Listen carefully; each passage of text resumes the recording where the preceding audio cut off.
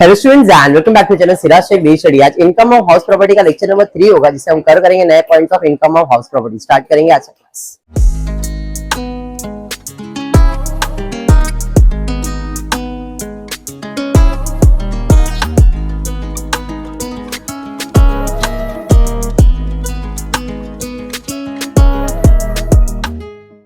Start करेंगे income from house property. In the previous class मैंने आपको अच्छे से फॉर्मेट भी लर्न करवा दिया है, बराबर है। आज का भी टारगेट 2-3 सम ट्राई करेंगे और कुछ एक नया पॉइंट भी आज कवर करेंगे। अगर आज ये पॉइंट कवर हो जाता है तो आप समझो कि हाउस प्रॉपर्टी का मैक्सिमम खत्म हो गया है और 1-2 लेक्चर्स आएंगे, 4 या 5 लेक्चर्स, फिर टॉपिक खत्म हो जाएगा। ठीक है, स्टार्ट करते पेज नंबर 136 सम नंबर 7। एक टेक्स्ट बुक का है आप लोग का है? Text book? बिना टेक्स्ट बुक के आप लोग बैठोगे तो कैसे समझेगा, यही देखते बैठते हो खाली। चलो ठीक है। Mister Giridhar is the owner of 2 houses, house property Giri Vihar and Giri Kunj. इसके पास 2 घर है, एक घर का नाम है गिरी विहार और एक का नाम है Giri Kunj. Of which Giri Vihar is self occupied, मतलब जो गिरी विहार है वो एसओपी है, self occupied, and the other has been let out. और जो दूसरा है कौन, गिरिकुंज, इसे हमने भाड़े पे दिया है। तो अपने पास 2 प्रॉपर्टी है, जिसमें से ये वाला प्रॉपर्टी क्या है, एसओपी, और ये वाला प्रॉपर्टी अभी तक के लिए एलओपी। वेकेंट लेट आउट बोला है क्या, नहीं। Particulars for the property, actual rent receive दिया है, म्युनिसिपल वैल्यूएशन दिया है, फेयर रेंट दिया है, municipal tax paid by the owner and by the tenant दिया हुआ है, interest on loan for construction दिया हुआ। Determine the income of house property of Giridhar for the assessment year 24-25। सबसे पहला हम फाइंड करेंगे जीएवी। क्या फाइंड करेंगे, जीएवी। चलिए जीएवी का वर्किंग मैंने सिर्फ एलओपी के लिए बनाया है, एसओपी के लिए नहीं। क्यों सर, ऐसा क्यों? उसका रीजन ये है कि ये एसओपी है, तो एसओपी का जीएवी क्या रहता है, नील, 0। एसओपी का जीएवी इज ऑलवेज नील। अगर ये बोलता नहीं कि ये एसओपी है तो दोनों घर का हम लोग जीएवी फाइंड करते, जो सबसे बड़ा जीएवी आता है उसे एसओपी अज्यूम करते और दूसरे को एलओपी अज्यूम करते। समझा ये क्या बोला, समझ में आया? चलिए, तो फॉर्मेट है fair and municipal valuation whichever is higher, fair and municipal valuation whichever is higher, fair and municipal valuation whichever is higher. Compare with standard rent lower, compare with standard rent lower, compare with standard rent lower. और इस lower को क्या कहते हैं, reasonable letable value, RLV। इसको compare करेंगे actual rent से तो क्या मिल जाएगा, जेवी, और जेवी ऑलवेज हायर। तो चलिए फिर एलओपी में जाते। एलओपी में एक्चुअल रेंट नहीं, म्युनिसिपल फेयर रेंट दिया है, कितना, ऐसा कुछ भी नहीं दिया है, dash, fair rent dash. Municipal value दिया है, हाँ सर म्युनिसिपल वैल्यू से कितना दिया, 40, तो म्युनिसिपल वैल्यू 40। अरे समझा, fair and municipal whichever is higher, दोनों में हायर क्या है, हायर वैल्यू लिखा। इसे कंपेयर किससे करेंगे, standard rent, standard rent, standard rent, standard rent, standard rent कहीं पे भी है क्या, व्हिचएवर इज लोअर, 40,000 ही आएगा। अब इसे कंपेयर करेंगे एक्चुअल रेंट से, तो भाई एक्चुअल रेंट रिसीव कितना है, बराबर है 36,000 actual rent receive, whichever is higher, क्या आएगा, क्या ये वेकेंट है? अगर ये वेकेंट होता तो 36,000 नहीं लिखते, क्योंकि उधर लोअर आता है, और बाकी सब केस में हमेशा क्या रहता है, हायर। सर आपने तो कहा था हर बार एक्चुअल रेंट ही आएगा सर, तो इधर आरएलवी क्यों आ गया? अगर ये वीएलओपी होता तो एक्चुअल रेंट ही आता, लेकिन ये लेट आउट प्रॉपर्टी है, इसने भाड़ा ही कम चार्ज किया है। इसने क्या किया, जितना आना चाहिए उससे भी कम चार्ज किया, तो उसका लुकआउट है। गवर्नमेंट ने क्या बोला, तुम इतना कम चार्ज किया, तुमको 40,000 मिल सकता है, मैं 40,000 ही तुम्हारे लिए कंसीडर करूंगा as your income from house property. अगर ये वीएलओपी होता तो मैं यहाँ पे क्या लिखता, 36,000। ये वीएलओपी है क्या, नहीं, इसलिए हायर लोअर, हायर वैल्यू, और हायर वैल्यू यहाँ पे क्या है, 40,000। तो मुझे मिल गया जीएवी फॉर एलओपी वैल्यू। आ जाता हूं आंसर ये, ओनर का नाम, previous year, assessment year, computation of income from house property. Format तो यही रहेगा, जीएवी में म्युनिसिपल टैक्स माइनस करेंगे तो एनएवी मिलेगा, एनएवी के अंदर माइनस करेंगे deduction under section 24 standard deduction and interest, बराबर है। चलिए दो कॉलम बनाया है, एसओपी और एसओपी का GAV, municipal tax, NAV, standard deduction, interest है क्या? हाँ है, इंटरेस्ट का डिडक्शन मिलेगा 7,000। तो इधर इनकम आएगा कि लॉस? लॉस कितना? ये समझा। एलओपी में जाओ, एलओपी का जीएवी 40,000 माइनस करेंगे municipal tax paid, municipal tax paid by owner by tenant. इसने कितना टैक्स भरा है? 6,000, बट कंसीडर सिर्फ 4,000 ही होगा। म्युनिसिपल टैक्स पेड होना चाहिए और वो भी ओनर, सॉरी 8,000 क्यों नहीं माइनस किया? क्योंकि ये एसओपी प्रॉपर्टी है, एसओपी में म्युनिसिपल टैक्स माइनस नहीं, कुछ भी माइनस नहीं होता इधर, इधर सिर्फ इंटरेस्ट आता है, बाकी कुछ भी नहीं आएगा। समझा ये? इसलिए ये 8,000 नहीं लिखा। बट यहां पे गिरिकुंज के अंदर जो municipal tax paid by owner है 4,000, यही सिर्फ इधर आएगा, बाकी और कुछ भी नहीं आएगा। अंडरस्टूड? 40 में 4,000 जाएगा 36, ये आ गया एनएवी, एनएवी का डिडक्शन अंडर सेक्शन 24 कितना? 30%। तो 36,000 का 30% कैलकुलेट करेंगे 10,800, यस 10,800, बराबर। इसमें माइनस करेंगे इंटरेस्ट, इंटरेस्ट है क्या? हाँ सर 5,500 इंटरेस्ट भी है, तो इन दोनों में दोनों माइनस कर देंगे, तो इधर इनकम आ रहा है 19,700, इधर इनकम है, यहाँ पे लॉस है, तो नेट इनकम कितना? 19,700 में 7,000 माइनस कर दोगे, कितना आएगा? 12,700। Income from house property 12,700। समझ में आ गया? इजी? पक्का? हाँ पक्का ना? 100%। बढ़ते सेकेंड, पेज नंबर 137, सम नंबर 8। मिस्टर तपन गुआ ओज 4 हाउसेस। इसके पहले 2 घर था, अभी 4 घर का आ गया। House 1 and house 2 are self occupied and house 3 and house 4 are let out. 4 घर दिख रहा है, SOP 1, SOP 2, LOP 3 and LOP 4, house number 1, 2, 3, 4। 2 LOP है और 2 एसओपी है। Compute his income from house property with the help of following information. सबसे पहला क्या फाइंड करेंगे? जीएवी। कितने प्रॉपर्टी का निकलेगा? दोनों का, एलओपी और एलओपी का। Standard rent, actual rent, municipal rateable value, municipal tax, fire insurance, expenditure, completion, repair, ये सारी चीजें दी गई है। मुझे सबसे पहला फेयर रेंट चाहिए। दिया है क्या फेयर रेंट? हाँ सर, इसका 45, इसका नॉट एप्लीकेबल है 45। पहले इसका ही सॉल्व करें, एक एक करके सॉल्व करें।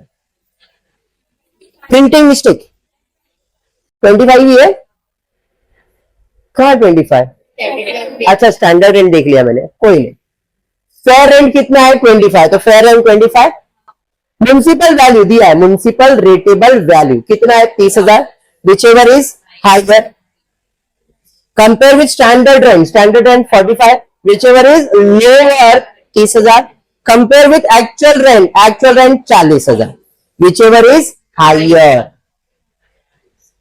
सेकेंड वाले प्रॉपर्टी पे फेयर रेंट सेकेंड प्रॉपर्टी का 30,000, municipal rateable value 21,000, whichever is higher. Compare with standard rent not applicable 30, actual rent 32,000, whichever is higher. अरे समझ गया? फास्ट? ओके था? फॉर्मेट में आ गया। एसओपी नील, एसओपी नील, इसका जीवी मालूम है, इसका भी जीवी मालूम। एसओपी का जीवी नील, एसओपी का जीवी नील, एलओपी का 40, एलओपी का 32। माइनस करेंगे municipal tax paid, municipal tax paid bye हुआ। कौन है भाई? ये तपन हुआ, ओनर है, उसने टैक्स भरा है, एसओपी में भरा है, एसओपी में भरा है, एलओपी में भरा है, एलओपी। तो ये दोनों माइनस होगा, ये माइनस होगा क्या? तो यहां पे डैश डैश 3,500, 3,005। अरे समझाइए? पक्का? माइनस कर देंगे नील नील, 40 में 3.5 माइनस करेंगे 36,500, 32 में 3.5 माइनस करेंगे 28,500, बराबर, एमए भी मिल गया 30%, इधर तो मिल ही आएगा। इंटरेस्ट का कुछ भी है क्या, देखो कहीं पे इंटरेस्ट कहीं पे है क्या, कुछ भी मिल यहां पे 30% 10,950। कोई इंटरेस्ट है क्या इधर, नहीं। इसमें दोनों माइनस किया 25,550, देखो माइनस करके आ रहा है क्या, आया यहां पे 28,500 का 30%, 8,550 माइनस कर लो, समझा। इधर जीरो ये दोनों इनकम है, दोनों को ऐड करेंगे तो नेट इनकम आ जाएगा 25,500 और 19,500, नेट इनकम है 45,500। प्रोसेस समझ में आया। देखो अब तक जितने भी सम्स है ऐसे ही थे, इसके पहले सिंगल प्रॉपर्टी आ रहा था, अभी मल्टीपल प्रॉपर्टीज आ रहे हैं। डन है, पक्का।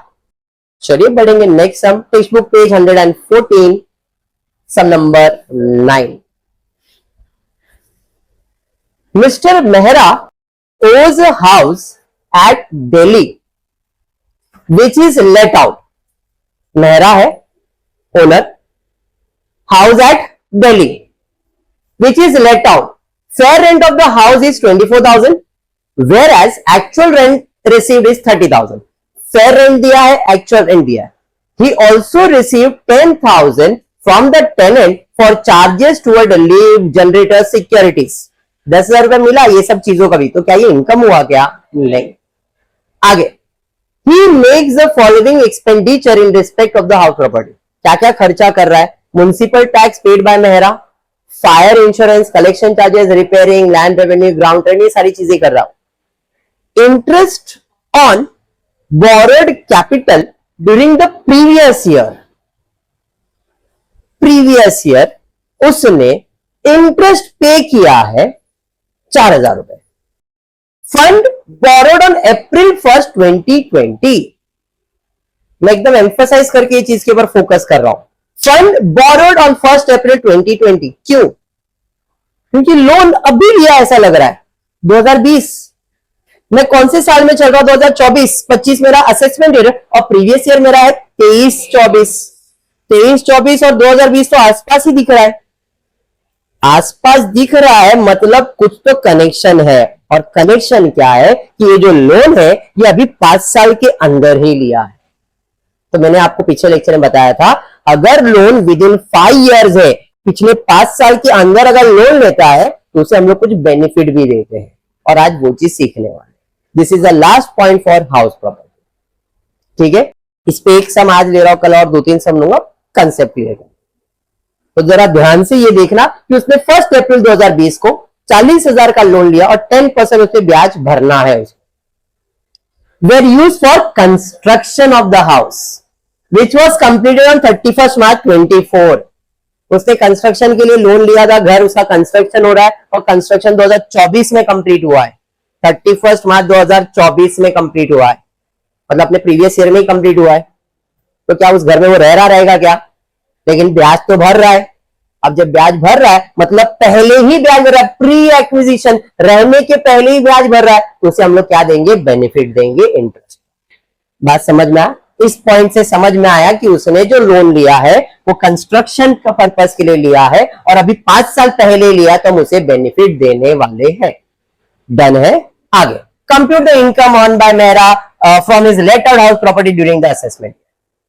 सबसे पहला, क्योंकि ये लेट आउट प्रॉपर्टी तो इसका जीएवी निकालना पड़ेगा। फेयर रेंट पहले लाइन पे किधर तो देखा था, फेयर रेंट कितना है 24,000। म्युनिसिपल टैक्स, म्युनिसिपल वैल्यूएशन कहीं पे भी नहीं है। अच्छा बेटा, ये म्युनिसिपल टैक्स पेड है बेटा, म्युनिसिपल वैल्यूएशन नहीं है। इसमें ये कंपेयर करेंगे, विच एवर इज हाइयर 24,000 आएगा। कंपेयर विद स्टैंडर्ड रेंट, वो भी नहीं दिया है, लोअर आएगा। कंपेयर विद एक्चुअल रेंट कितना, 30,000, विच एवर इज हाइयर। ये समझा स्टेटमेंट। ग्रॉस एनुअल वैल्यू 30,000 बराबर, और हाँ म्युनिसिपल टैक्स पेड कितना 4,000, 30 में 4 माइनस करेंगे 26,000। Standard deduction, interest on borrowed capital 4,000, interest on borrowed capital 4,000, इधर लिखना चाहिए, अलग से लिख दिया 4,000। ये समझ गया। हाँ, चलिए, जो नया चीज पढ़ा रहा हूं अभी ध्यान दें।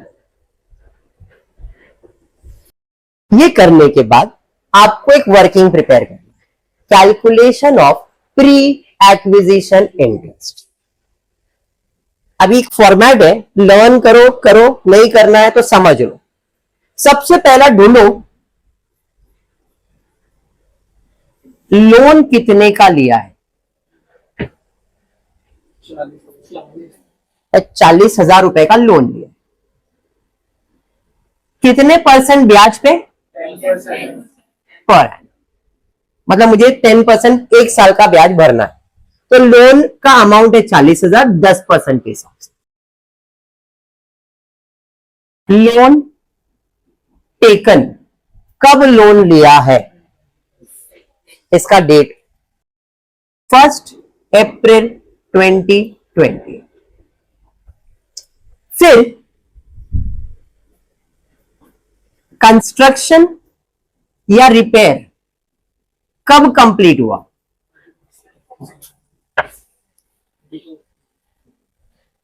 31 मार्च 2024। अब 31 मार्च 2024 को उसका कंस्ट्रक्शन कंप्लीट हुआ है, तो इसका प्रीवियस ईयर क्या रहेगा, क्योंकि ये इसका असेसमेंट ईयर है, इस साल कंप्लीट हुआ है, 2024 में कंप्लीट हुआ, तो इसका प्रीवियस ईयर 2023 रहेगा। तो जब भी कंस्ट्रक्शन कंप्लीट हुआ है तो उसका प्रीसीडिंग प्रीवियस ईयर लेना है, तो इसका प्रीसीडिंग प्रीवियस ईयर आएगा 31 मार्च 2023। ये समझा? हाँ, क्योंकि उस साल का ब्याज नहीं मिलेगा।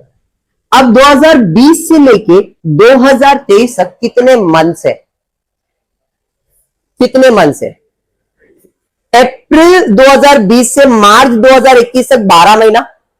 देखो आपका अकाउंटिंग ईयर ऐसा रहता है, अप्रैल से मार्च रहता है, ये अप्रैल 2020 है तो ये 2021 रहेगा ना, फिर ये अप्रैल 2021 में चालू होगा तो मार्च 2022 में खत्म होगा, ये अप्रैल 2022 में चालू होगा तो मार्च 2023 में खत्म होगा।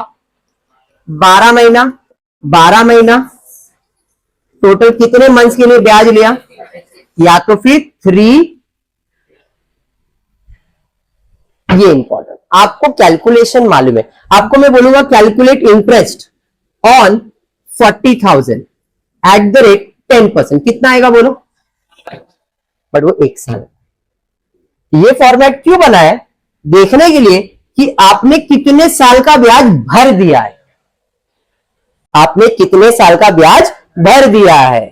तो मैंने अकॉर्डिंग टू माय कैलकुलेशन कितने साल का ब्याज भरा है, समझ में आया? तो अगर एक साल का 4,000 है तो 3 साल का कितना, 12,000 ब्याज भर दिया है, तो गवर्नमेंट बोलेगा जो भी तुमने ब्याज भरा है हम उसके ऊपर तुमको बेनिफिट देंगे। और ये जो फॉर्मेट है, ये फॉर्मेट सिर्फ ये कैलकुलेट करने के लिए कि कितने मंथ्स और कितने इयर्स आपने इंटरेस्ट पे किया है। तो अगर आपको ये बाय हार्ट करना है तो बाय हार्ट, या लॉजिक समझ में आया तो लॉजिक। लॉजिक क्या है, लोन अमाउंट में इतना कोई खास इंपॉर्टेंट तो नहीं, लोन कब लिया, कंस्ट्रक्शन कब कंप्लीट हुआ, और जब कंप्लीट हुआ उसका प्रीवियस ईयर क्या, ये 3 चीज। क्योंकि जब कंप्लीट हुआ उससे लेके लोन, उसमें कितने मंथ से वही फाइंड करना है। अरे समझा? अगर ये समझ गया तो उसके बाद आपको इंटरेस्ट तो आता ही है।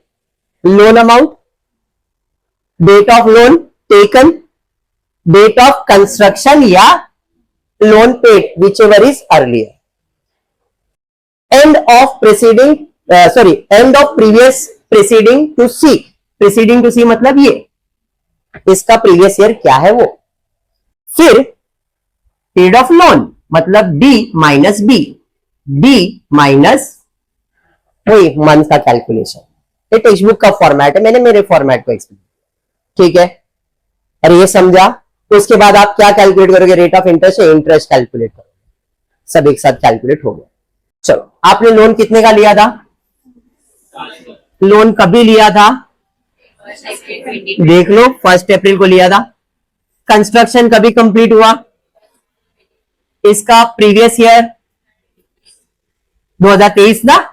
अब 2023 और 20 में कितने मंथ्स है, या तो फिर रेट ऑफ इंटरेस्ट क्या चल रहा है तो 40,000 के ऊपर 10%, 36 मंथ्स लिख रहे हो, 36 डिवाइड बाय 12, और अगर ईयर लिख रहे हो तो इंटू 3 कर दोगे, कोई भी लॉजिक चलेगा। 40,000 इंटू 10/100 इंटू 3, या तो फिर 36 मंथ्स लिख रहे हो तो डिवाइड बाय 12 करना पड़ेगा, और ईयर लिख रहे हो तो कोई प्रॉब्लम। समझाइए, करके चेक करो तो आपको ब्याज आएगा 12,000। ये समझा? मैंने टोटल 12,000 भरा है, तो गवर्नमेंट कहता है तुमने 12,000 भरा है ना, मैं आपको जो भी आप ब्याज भरोगे उसको 5 साल में डिवाइड कर दूंगा, और इस साल आपको कितना बेनिफिट दूंगा। तो जो भी तुमने ब्याज भरा उसको डिवाइड बाय क्या करने का, 5। इस साल का तुमको मैंने तो डिडक्शन दिया ही, इंटरेस्ट ऑन बोरोड फंड, इसके लिए हमने प्रीवियस ईयर का प्रीसीडिंग प्रीवियस ईयर लिखा, क्योंकि ये जो आपका है 2024, इसका ब्याज तो हम डिडक्शन दे ही देते, इसलिए हम इसके प्रीसीडिंग प्रीवियस ईयर को लेते हैं, और कोई रीजन नहीं है। देन करंट ईयर का आपको डायरेक्टली मिल जाएगा, बट जो लोन कंप्लीशन है उसका ब्याज के लिए 5 साल का बेनिफिट। तो जितना भी इंटरेस्ट आपने भरा है उसको डिवाइड बाय क्या करो, 5 करो। जैसे ही डिवाइड बाय 5 करोगे तो जो आएगा अमाउंट उसका आपको डिडक्शन मिलेगा 2,000। सम क्लियर हुआ? पक्का? अब 26,000 इनकम है, ये माइनस और ये माइनस, तीनों माइनस कर देंगे, 11,000। डन विथ योर सम। ऐसा कोई पॉइंट जो नहीं समझा? देखो माइनस करके, मेरे को ऐसा कुछ नहीं, 26 में 7,800 माइनस करो, 4,000 माइनस करो, 2,400 माइनस करो, बराबर है ना? समझा? तो ये जो कंसेप्ट है, आप रट्टा मारने वाले तो रट्टा मारो, रट्टा मारने जैसा कुछ नहीं है। आपको 3 चीज मालूम होना चाहिए, लोन कब लिया, कंस्ट्रक्शन कब कंप्लीट हुआ, और जब कंप्लीट हुआ तो उसका प्रीवियस ईयर क्या है। क्यों? ताकि हमको इधर से लेके इधर तक कितने मंथ्स और कितने इयर्स है वो मालूम पड़ जाए। उसके बाद जितने का भी लोन अमाउंट है, उसको जितना भी परसेंटेज है, जितना भी मंथ्स या तो ईयर है, उससे मल्टीप्लाई करके इंटरेस्ट मिल जाएगा, और जैसे इंटरेस्ट मिलेगा उसको डिवाइड बाय 5 कर देंगे तो अपने को 5 इयर्स बेनिफिट मिल जाए। समझा? पक्का? 100%? 100%? ऐसा कोई पॉइंट जो नहीं समझा, ऐसा कुछ? ये रट्टा मारने नहीं बोल रहा हूं मैं, ये आपको रट्टा मारने, लॉजिक समझो। इंटरेस्ट का कैलकुलेशन कैसे आता है, कितने का लोन लिया, कितना परसेंट, ये इंटरेस्ट है 1 साल का। लेकिन अगर 1 साल का ब्याज नहीं भरते, हमने जब कंस्ट्रक्शन कंप्लीट किया है उसके प्रेसीडिंग से लेके, जब से लोन लिया तब से लेके प्रेसीडिंग तक जितने भी मंथ्स आएंगे उतने मंथ्स का मैंने इंटरेस्ट भरा है, तो उतना कैलकुलेशन दिखाना है मुझे। प्रैक्टिकली समझ में आया है क्या? खाली ऐसा बस मैंने बोला तो हाँ बोल रहे हो? 100% ना? प्रैक्टिकली कैलकुलेशन दिमाग में गया? पक्का? तो फिर मेरे हिसाब से आज का क्लास इतना ही। कल हम लोग इसी से रिलेटेड और 1-2 सम्स करेंगे और फिर वाइंड अप करेंगे, ठीक है क्या? तो आज क्लास में इतना ही करते हैं। होपफुली वीडियो पसंद आए तो प्लीज वीडियो को लाइक कर देना, फ्रेंड्स ग्रुप में शेयर करना, चैनल को सब्सक्राइब करना। Thank you for watching the video.